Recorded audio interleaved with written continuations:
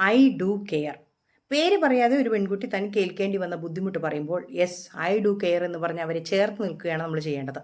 നമുക്കറിയാം, പാലക്കാട് എം.എൽ.എയും യൂത്ത് കോൺഗ്രസ് സംസ്ഥാന അധ്യക്ഷനുമായ രാഹുൽ മാങ്കൂട്ടത്തിനെതിരെ ഒന്നിൽ കൂടുതൽ സ്ത്രീകളാണ് പരാതിയുമായി വന്നിരിക്കുന്നത്.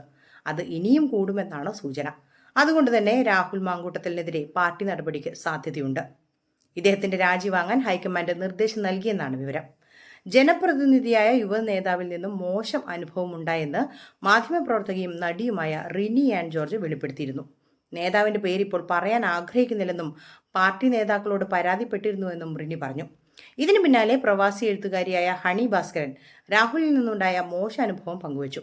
ഇൻസ്റ്റഗ്രാമിലൂടെ ചാറ്റ് ചെയ്ത ശേഷം ഇതേക്കുറിച്ച് മറ്റുള്ള ആളുകളോട് മോശമായി പറഞ്ഞുവെന്നാണ് ഹണി വെളിപ്പെടുത്തിയത്. എന്നിരുന്നാലും പാർട്ടിയിൽ ഇത് വലിയ ഭൂകമ്പമാണ് സൃഷ്ടിച്ചിരിക്കുന്നത്. KPCC അധ്യക്ഷൻ Sunny Joseph wait and see എന്നാണ് ചോദ്യങ്ങൾക്കുള്ള ഉത്തരമായി പറഞ്ഞത്.